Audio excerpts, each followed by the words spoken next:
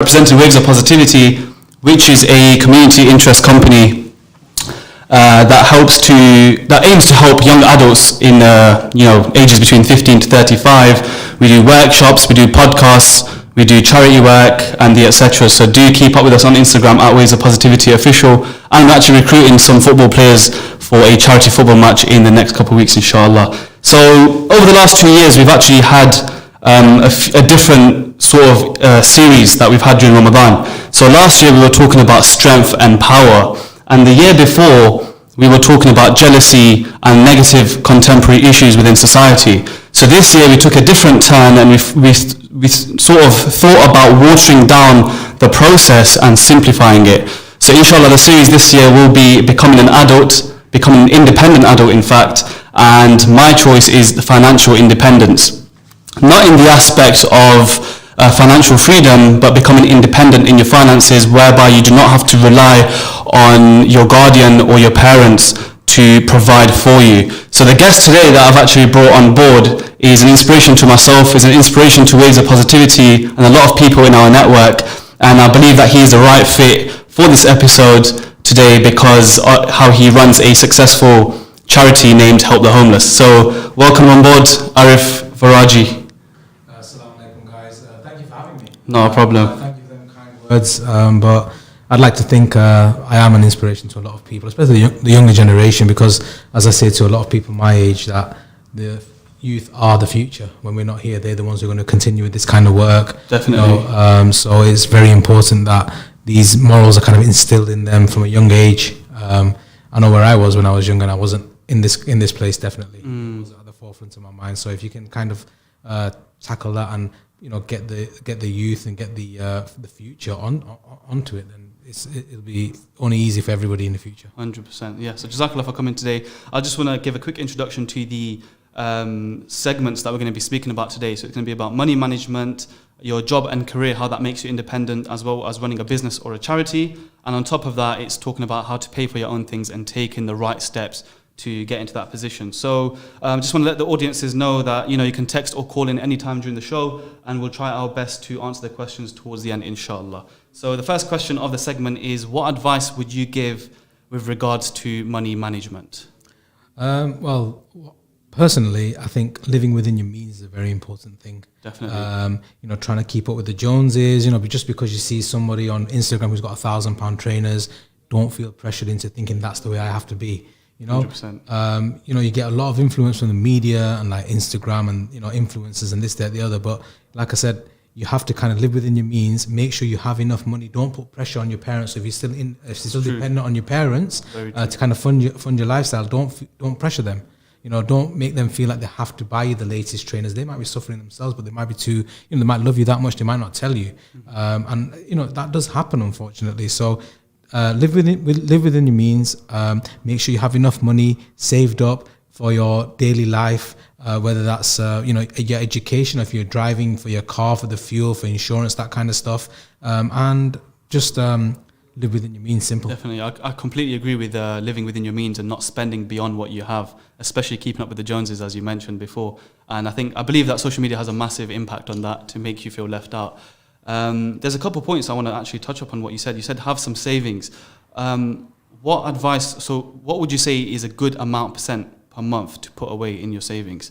It's hard to say. I mean, depending on what your wage is, to be honest with you. I mean, if you're 16, 17, 18, you're only working a part-time job. If you're in education as well, then obviously you're not going to have that many hours to put in to your work. So what you get is probably going to get spent straight away, maybe like on a mobile phone bill or, that kind of stuff. But if you're working full-time, then depending on what your financial responsibilities are, mortgage or rent, etc., is going to determine how much you can put away. I mean, percentage-wise, like I said, it's hard to put a figure percentage-wise, but again, it's just down to what your income is. I think nowadays it's a blessing to actually have some percentage to put away for savings, because of a lot of outgoings that people have, as you said, car insurance, road tax, rent, mortgage, etc. So if you're breaking even, it's quite hard to put those savings away. But when you do have the opportunity, I would probably say, inshallah, you should do it. What effects could it have on guardians? You mentioned that don't put pressure on guardians to buy things for you. What kind of negative effects can it have on a parent that can't afford something? Parents might have to work extra hard just to basically keep the house going. And like I said, if they've got other priorities, a £120 pair of trainers isn't at the top of it. If they've got other things to worry about, like, the mortgage might be really high, the payments that they're making, you've got bills that come in, especially in winter, your electricity and gas is probably nearly double or triple what you pay in the summer. Hitting the roof. Obviously, the cost of living generally has gone up. You've got the pandemic as well. Maybe, if your parents have been on furlough, they maybe only getting 80% of the wages they were getting. All this kind of stuff, it all bears effects on the mental health of people as well. And if they feel like they're getting pressured by their son, daughter to fulfill their needs, then they'll eventually, parents, because they love the child, they always love the kids, so they're going to try and accommodate. And that's putting unnecessary pressure on the parents as well. Very true. So it's just find that right balance and the equilibrium, I think, which is it's nice to see it from the other side, especially for anyone in the audience that are listening right now. It's nice to actually take a step back and think about, the way I pressure my parents and my guardian to buy me something. Now I need to think ahead of myself and, ponder if they can actually afford it or not. So thank you for that advice.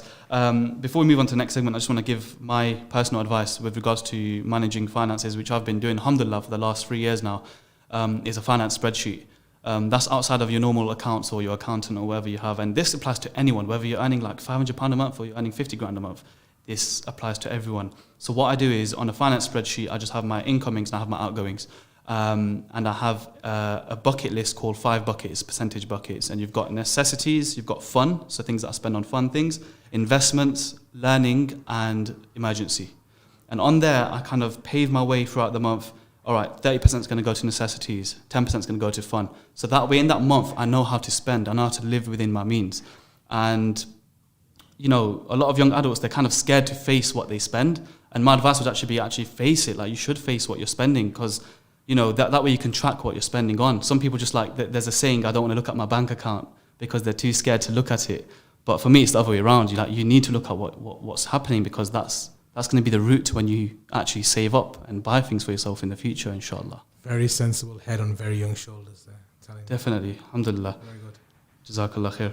So segment 2, moving on to the next part, Jazakallah for the first part as well, is how does one become independent in a job or career that they undertake?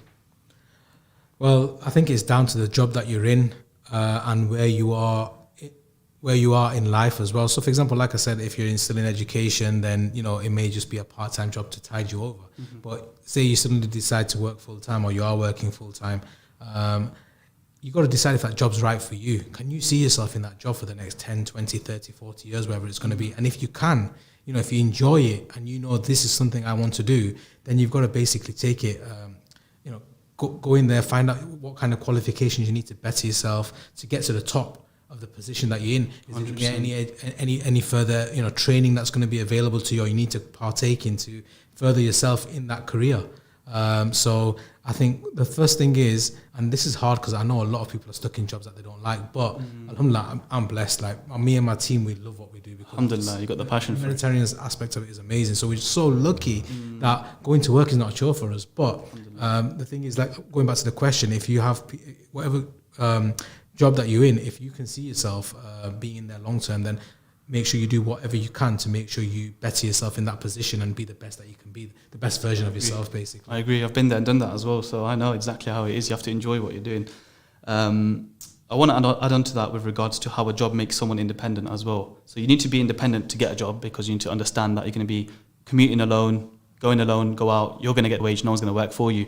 But I've realised as well, with a lot of my friends, alhamdulillah, that are blessed with good jobs that they enjoy, is that they've actually become independent from the job they've had. So let's just imagine that you've had a 9 to 5. So you wake up in the morning, you make your breakfast, you put your uniform on, whatever you're wearing, and you commute to work. You work those 9 to 5 hours. You come back at 5 o'clock and you go to the gym. So you've set yourself a routine Monday to Friday. So I've actually seen, alhamdulillah, that it's actually created independence. So if you're actually seeking independence, I'd probably advise to get a job, because that would actually set a routine for you. Have you ever experienced a job in the past that has given you independence? I've never actually worked for anybody, alhamdulillah. Alhamdulillah. I've always worked for myself. That's amazing. So I've kind of set my own hours and stuff, but I guess it's different when you're working for an organisation and you've got the time constraints 100%. And stuff. So I'm not in the best position to comment on that, unfortunately. Fair enough. I can push that onto the business one next. I want to ask you another question as well. I think the young adults and teenagers would appreciate this. Is, should each individual have their own absolute choice about what career path they should take? and without any pressure from elsewhere? It's a tricky one because, when I was younger as well, and obviously everyone's gone through this, your parents give you advice, the elders give you advice, and at that time you don't take it on. And they all say, oh, you're going to regret it one day, but you don't. It doesn't click. But it's so true when elders, people that have been through it already, give you advice, take it on board because they know what they're talking about. So if it comes down to things like maybe I wouldn't say pressurizing, but guiding your education choices, maybe the courses that you take, etc., then listen to what they're telling you because they know and they've been there and they probably put the graft and know how hard it is. If you don't have maybe a good education behind you, if you're stuck in a hard manual job, working the long hours, you get tired, etc. So that is why they're probably advising you to study hard, ideally choose something where you're guaranteed you're going to go into that field, because there's so many people that did normal degrees in the sense that like a business degree, it's so vague. There's no direction into which way you're going to go as a career choice. But if you do architecture, you're going to be an architect. If you do pharmacy, you're going to be a pharmacist or something in the medical line. Optometry is eyes, So you know what career path you're going to take. And if people are giving you advice, other family members, elder siblings, etc., there's a reason why they're giving it to you, because A, they care about you, but B, they know what they're talking about. So try and take some of that on board and use that to kind of influence and decide which career path you're going to take and which education choices you're going to make based on that career path as well, because certain subjects will, for example, we need the sciences, and certain subjects will need maths and history, for example, and English language, so that's important, I think, definitely. So take advice that's given you, take it on board, and don't just knock it on the head. Yeah, that's very true, mashallah. That's very true. So instead of seeing it from like a negative perspective, that I'm getting pressure to become a doctor or a lawyer or something like that, you should actually take on the advice and definitely understand what the elders are telling you. Why are they telling you this? It's because they care about you. That's the honest truth. That is why they're advising you. Okay, mashallah. So moving on to the next segment now, it's down to business and charity, inshallah. So Arif, today I personally chose you and with the group Waves of Positivity because of how you are an inspiration to ourselves and our network, as I mentioned in the introduction, mashallah. With your charity, successful charity, Help the Homeless. So what advice would you give to anyone that wants to start a business, a charity, or a brand of their own? Oh, well, I think first what you need to do is identify a niche or a cause where you think it's needed. So Definitely. In business, if it's a product that's needed, or if it's charity, for example, a cause that's needed, what you're going to do is definitely needed. So once you've identified that niche, you need to basically work out a plan of how you're going to help and how you're going to make a difference. And then I think it's always important to charity side to check your intention as well, because what happens is social media for me was a game changer, because we wouldn't be where we are as a charity now if social media wasn't there. And in Islam we've got the thing where if we say if you give with the right hand, the left hand shouldn't know. But this is an unnecessary evil, I call it. But like I said, without the social media traction that we got from the first days where I was giving clothes out from the boot of a car to where we are now, I mean, we're a fully registered charity. Alhamdulillah, our charity accounts, the second year accounts just went in a few months ago, and we've raised £206,000. And that's, imagine 6 years ago, that was nothing from the boot of a car, literally giving out pairs of jeans. But that, in a sense, is a testament to myself, that hard work that I know I've put in 100%. Initially. It was just me and the wife initially for about 3-4 years. And then obviously we had other volunteers come along as we've grown. And it's kind of guiding them and directing them to have the same ethos that I've had and my vision.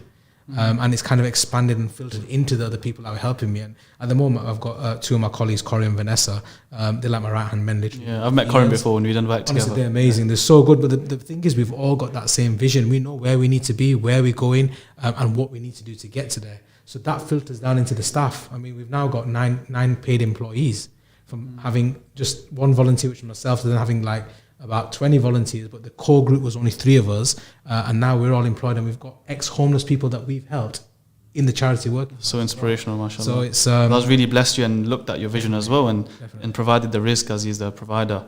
MashaAllah, that's beautiful to hear. When you mentioned that you wouldn't be anywhere without social media, I wanted to mention that if you're on LinkedIn, you can't not see your posts. MashaAllah, because you're so consistent with your posts on LinkedIn. So that's key though. That's another thing. It as well. is. The consistency is key to making sure that you're a success as well. Because highlighting your work is important, because people need to see what you're doing and the difference you're making to then support you.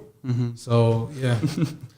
100%, 100%. So, because you cannot answer the question before on the job one, so how did the opening this charity and starting this charity make you an independent person?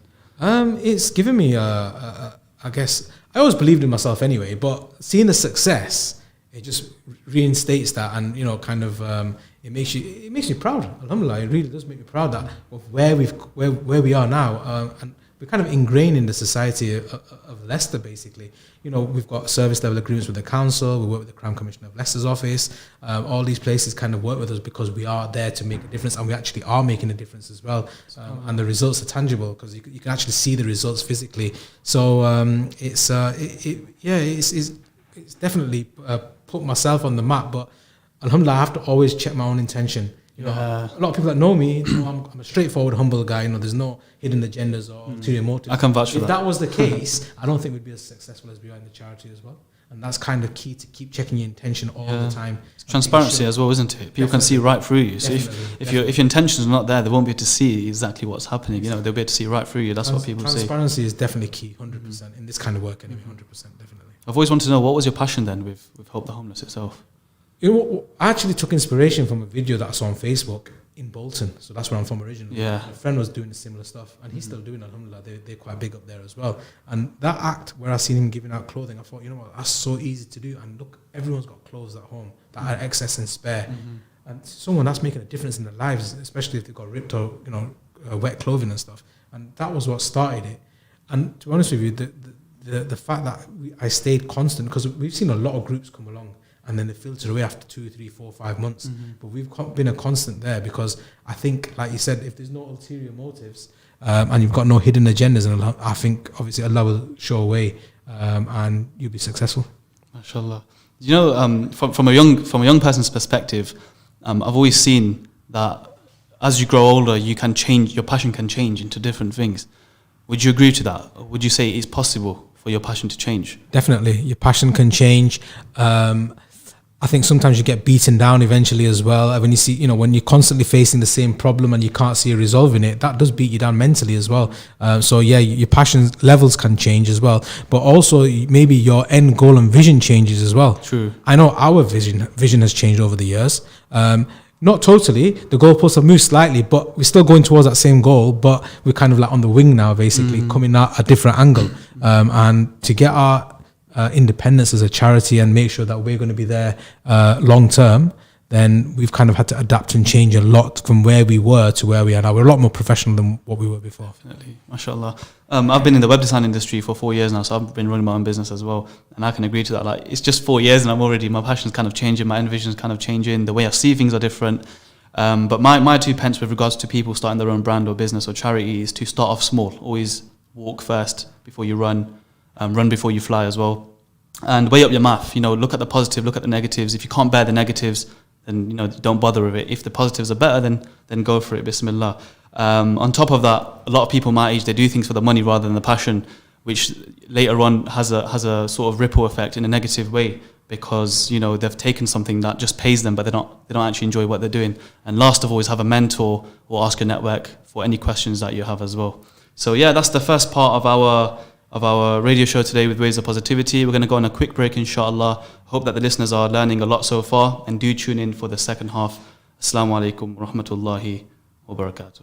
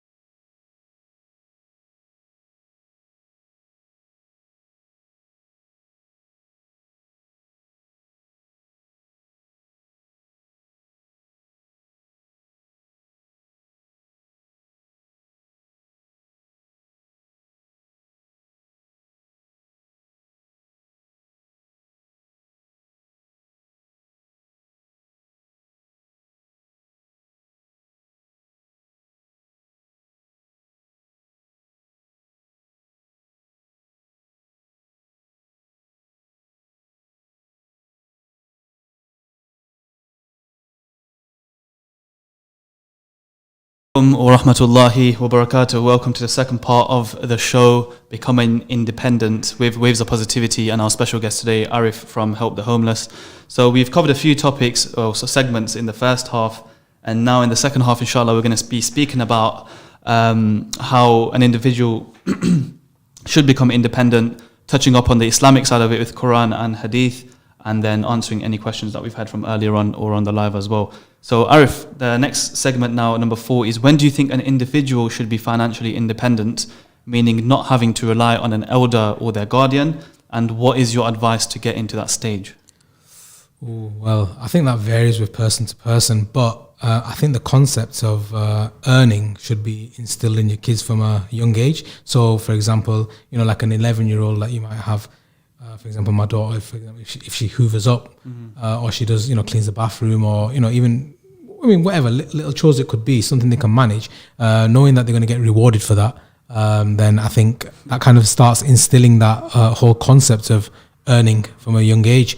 And I think that's important. But then some people probably have different views to that, but that's just me and that's my parenting, to be honest with you. That's my style of parenting anyway. No, I love that. It's a good incentive to have. I remember when I was like 7 years old, I don't know if you've seen it at Masjid Umar before, but they have like this basket of like towels, like people use individually to dry up. So when my dad was looking after Masjid Taiba on Prospect Hill, this was years ago, he used to pay me £5 a week to just fold the towels. And for me, £5 a week when I was 7, I was like, yeah, I'm rich now. But alhamdulillah, it was a good incentive. And that I think that was a good way to actually earn some pocket money by doing something to help out in the family. Definitely. The other thing is, like, people have a different way of parenting as well. So it's about, obviously, based on how they see they should be raising their kids and stuff. But for me, I think that's a good way to kind of instill like certain, morals and basically educate them on how you should be earning from an early age, and it's just setting them up for the future, basically. Mm-hmm. Fair enough. When you said it varies from person to person, would you say that, as an example, like someone that has come from a family where their parents are old and they need to care for them, so they wouldn't really go uni, they'd go down the 9-to-5 route to start saving and providing for the family, as opposed to like someone that goes to uni and does masters and comes out of education when they're 25. So when they're at 26, 27, that's when they actually become independent. Yeah. Is that the example you'd probably give? Well, yeah, that, like you said, that is an important factor, definitely. Because, like you said, some people literally start working from the age of 15, 16 when they leave school. And like you said, some people have taken the choice to kind of educate themselves further and then end up doing like a degree, then a master's, etc. As long as their parents can afford it and see them through, they may not even have to work through them years until they finally qualified, and then obviously it'd be the other way around, they probably look after the parents. So you're right. Again, everyone's situation is different. There's so many different kind of people in this world and the positions that they're in. It's just everyone has their own little story going on. It's just it is very much it's not something to compare or boast about, I guess, isn't it? No. In that situation. Yeah, definitely. But like I said, and like I said to you, everyone has their own parenting styles as well. So everyone's upbringing is going to be different as well. What age did you become independent? I was working for my dad when I was about 15. So literally leaving school before the exam started. So I've been working since I was 15. Full-time or part-time? Well, full-time, but I think it was still about 25 plus hours. A week? Yeah. At 15, mashallah. Yeah, 15, 16, yeah. And it was hard work. So my first job was when I was 14. I was a waiter for this waitering company, £3.50 an hour, you know how it is. Back then, a lot of money again. But that wasn't to be independent. That was just extra money on the side. For me, it was in 1995, so a lot earlier than you. Before I was born. Exactly. My age now. SubhanAllah, yeah. I want to actually talk about my journey, quick story about my journey becoming financially independent. And inshallah it will inspire a lot of people as well. So when I was 17, up until the age of 17, I was saving for my first car, which was a Vauxhall Corsa. I bought that at 17. I've got my theory test, my driving license all sorted, and my dad actually helped me with my insurance because it was pretty high, being 17, living in Highfields with a 1.2 litre car. So he helped me with that, and with that car, as everyone knows, when you're young and you've got your first car, you just want to be on the road, you just want to be driving. So I applied for a job, takeaway delivery driver at Jungle Paprika, just down the road. I was doing that between 12 o'clock and 4 o'clock every day. In the mornings, I was working for Hermes. I was doing parcel deliveries, courier dispatching between 7 a.m. and 11 a.m. 5 till 7, I used to go to madrasa to do my hifz, and then 7:30 to 11, I used to do dominoes. So that was my summer after A-levels, just before I started uni. that was my life, like just working all day. And alhamdulillah, it was probably one of the best summers I had, 2016, because I had my own car, I had 3 jobs, I couldn't complain. Like, it was just independence. That's where my independence actually started. So from the age of 17, I've not actually taken any money from my parents, if that's the best way to put it. My dad has always asked me, let me help you with something like this, let me pay for something like this, but I always say no, because alhamdulillah, getting used to becoming independent financially is such a bonus in your life, because you actually realize the value of money. When you take £20, £25 off your parents to go out for an outing with your friends, it's nothing, but when it's out of your wage, it's something. And that's the way I see it. So my advice to anyone that wants to become financially independent, inshallah, is to actually find small ways to get there rather than just jumping to it. For example, last year I moved to London for 8 months. I lived with my cousin in South East, and I was paying towards rent. I was basically living on my own with him. So that's why I'm talking. I'm like, right, talk about this subject today. Otherwise, I wouldn't be a hypocrite and talk about something that I don't have experience with. But definitely start paying your phone bills, for example, or start paying for your own meals, start paying for your own small groceries, pay for your own gym membership. Do little things here and there. We're not expecting you to start paying half the rent of your house and stuff like that, but small things here and then. Once you get used to it, you'll realize that, I'm going to get to this stage one day. So doing this from early is actually helping me. So alhamdulillah, that's my advice with regards to that. Moving on to the next part now, segment 6 is the Quranic and Islamic perspective of this. So I want to brush up on a hadith that, alhamdulillah, my mentor, shout out to Imam Khalid Hussein, he's my Islamic mentor, and he picked this hadith out for me, and it goes along the lines of, exactly as, the upper hand is better than the lower hand, the upper hand is the one that gives, and the lower hand is the one that takes. And that's narrated in Sahih al-Bukhari. I'll repeat that again. The upper hand is better than the lower hand, the upper hand is the one that gives, and the lower hand is the one that takes. And obviously what we can see from this hadith here is it is better to provide, it is better to give, it is better to spend amongst your own means with your own money rather than taking and being dependent on someone else. That's my intake from that. And I've got another beautiful Quranic ayah from Surah Al-Isra, the night journey, 1729, and it says, "And do not make your hands as chained to your neck or extend it completely and thereby become blamed and insolvent." I'll repeat that again, and that is, "And do not make your hand as chained to your neck or extend it completely and thereby become blamed and insolvent." And there's an understanding explanation from Dr. Mustafa Khattab that says about this ayah is, "Not be tight-fisted, for you will be blameworthy, nor be so open-handed, for you will be in poverty." And he's simply and beautifully put that together easily. It just basically means don't be so stingy or greedy with your money, because then you become blamed for something. And don't be so open-handed, as we mentioned earlier, don't spend above your means, otherwise you'll end up in poverty. So alhamdulillah, we're taught by our own religion to safeguard our money, to be, level-headed with our finances. Don't be greedy, but don't splash beyond your means. And alhamdulillah, we can always thank our religion for the teachings that we have as well. Arif, have you got any Islamic viewpoints or explanations with regards to finances or money? Well, in Islam, it does say the issue of wealth is to be taken very seriously. And there's a lot of verses and hadiths, like you said, that talk about it and how you should spend it and how you should spend your wealth, basically.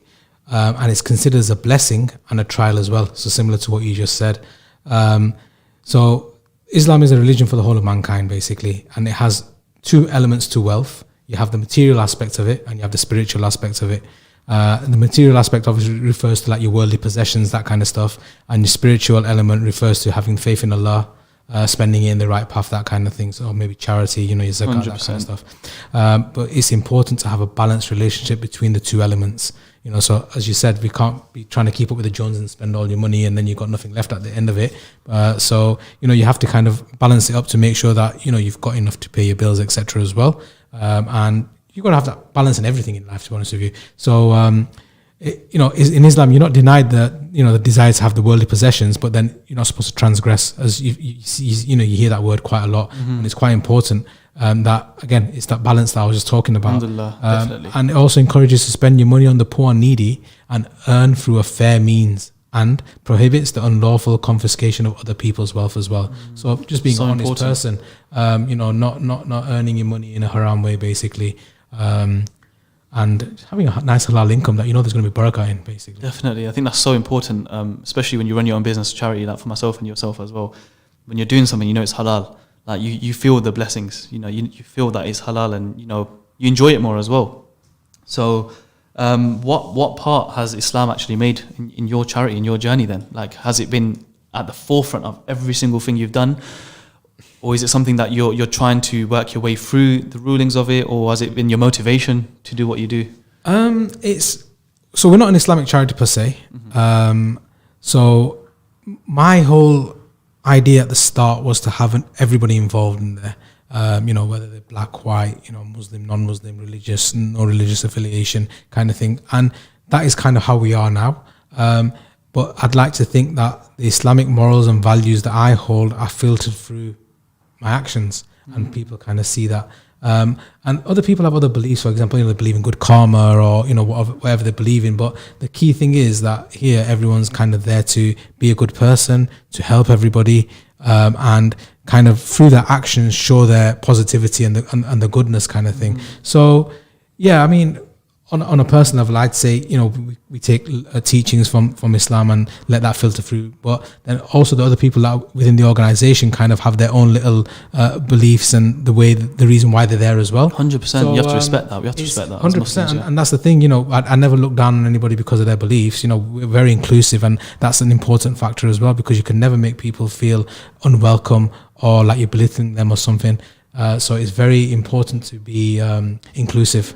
So, yeah, maybe, I mean, regarding the question you've asked, I think it's about, again, finding the balance of having the Islamic values and morals, but not making anyone feel alienated. Yeah, why would you? Or making people feel left out as well. Exactly. At the end of the day, as you said earlier, you do it for your akhlaq and your character. That's how you spread Islam in a business manner or within your business as well. And inshallah, inspire other people, and anyone listening today as well. Hopefully it makes them, you know, motivated to actually open their own business or do something where they know that there will be blessings and risk from there. Before we move on to any questions that we've got, a couple of ones because we've still have some time left, is to brush up on risk, like the beauty of risk, just generally, nothing with any resources or anything. I was with my friend the other day, and I bought him some food, and he told me that he learned from an alim class student of his that when you buy someone something, it was written in their risk to have that. That's what I found really beautiful, because he said that no matter what you earned, that person deserved to have that gift that you bought for him. That was his risk. It might not have been money, but it was food, and that was written for him. And it's beautiful when you think about it. Like the whole perception of risk is beautiful to me, because it's like everything you eat, everything you wear, everything you spend, everything you get, it's been written regardless of it. What's your viewpoint on risk, or what motivating thing have you got to say about risk as well from your experience? Pretty much what you said there is right. Like I said, everyone's risk is already written anyway. You can strive as much as you want. You can, you know, go from here to there, just trying to get more. But if it's not meant for you, you will not get it. That's the honest truth. And that comes to not just positives and gaining profit, etc., also losses as well. You know, when people take a big hit in business or whatever it is, that was meant for you to happen. That was never meant to be yours, and it was never meant for you to kind of, you know, for you to kind of spend that money or use that money, which is why you got that loss. And you have to have that firm belief that everything comes from Allah. Simple. And all you do is you just make dua, because dua is the only thing that can change what's written for you, I guess. And just pray that Allah guides you and gives you the best of this life and the hereafter as well. Ameen. Always just want to let the audiences know and the listeners that you can drop in any questions that you have right now on Facebook on this live video, or you can drop it on the DMs of Help the Homeless or Waves of Positivity Official, as we're going to be answering a few questions now before we close up. I've got a question here from Instagram. It's anonymous, and it's actually that's why I was speaking about risk just now. It's a bit of a funny question, but he said, if our risk is already written, should we bother saving? You shouldn't bother saving. Should we bother saving if we have our risk already written? So, say that one again. I think he says, if our risk is already written, so if our income's already pre-planned, do we need to bother saving? Of course you do, because exactly. But you have to. I mean, kept it anonymous for a reason. Right, fair enough. The question. Definitely. Of course. Say again, is finding the right balance again. Everything comes down to balance, I think. You know, you have to, as it says, you know, don't deny yourself the desire to have worldly possessions, but at the same time, don't transgress them boundaries, basically. And that's what it comes down to. You know, at the end of the day, is managing what's given to you responsibly. That's beautiful. Have you got any questions from your side? I mean, to be honest with you, listening to you talking, it's great because Alhamdulillah. seeing such a sensible head on young shoulders like that is good. I mean, like I said, I wasn't this sensible when I was your age, and Well, you're making waves with us, mashallah, because we're learning from you. good. And I hope that what you guys pump out there, the content you pump out there, influences and kind of the younger generation to basically not make the mistakes maybe the elder generation have. That we Definitely, have. inshallah, definitely. So before we close up, I think we should give some pieces of advice or anything we haven't touched up on with regards to this whole subject, really, with regards to finance. It doesn't have to be related to anything we actually spoke about, but as long as it's in the boundary of finances or money. Have you got anything you want to advise, or any pieces of one-liners or paragraph, or anything you want to say, just to advise a listener that can change, the way they think and the attitude? First thing is, no good ever came out of rushing. Doing things in haste, it's not a good thing. So take your time, assess. Sometimes you need to take a step back and assess the situation, and try and be sensible. Evaluate the rights and wrongs, and is it a good thing that you're doing, or am I rushing into this? And inshallah, if you stick to that and instill them kind of that calm persona about you, inshallah you'll be fine. So that's why I say to people, just take your time and take a step back sometimes out of a situation instead of rushing head first into things. Definitely, alhamdulillah. My piece of advice would be to save from early. No matter what age you are, start saving, because a rainy day will come. That's life. I'm not wishing that on anyone, but it's happened to me. It's probably happened to you. You get a rainy day and you got to dig up in your savings to pay for something. Could be as small as your car insurance for anything that it takes. Having said that, also manage your finances. Earlier on, I mentioned about a spreadsheet. Have a spreadsheet, have your notes, have an app. There's plenty of apps out there that help you manage your finances. You need to face it. Like, you can't hide away from it. It's the same thing with your calorie intake. It's the same thing with journaling down your productivity and procrastinating. Your finances is just as important. That's how I see it. It's like it's a goal to your life. Because God forbid, we don't want anyone to end up being broke or bankrupt at the end of the day. So that's why we've had this talk today.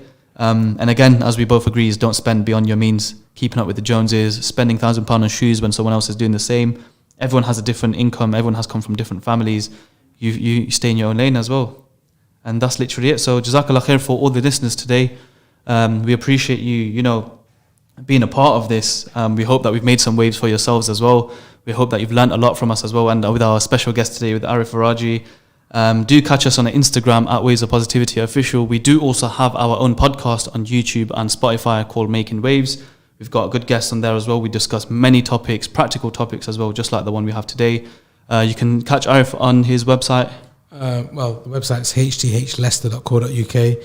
Again, so Facebook, Instagram, Twitter, and LinkedIn for a personal one. So we put all our work on all the main social media Definitely. platforms. Do give them guys a follow. They have amazing content. We've been following them for a long time. We actually had a little small partnership going on just before the lockdown, where we brought in a few guests here and there to help out and be hands-on with helping the homeless. Alhamdulillah, everyone has had something good to say, which was a beautiful part of it. So yeah, we do have a fundraiser at the moment as well, and we are hosting a charity football match in a couple of weeks' time. So do DM us at Waves of Positivity Official to be part of that. And inshallah, we'll catch you on the next episode next week on Wednesday at 6 p.m. talking about becoming independent again. But in this aspect, it will be about your mental well-being and your emotional independence, inshallah. So assalamu alaikum from us today, and take care.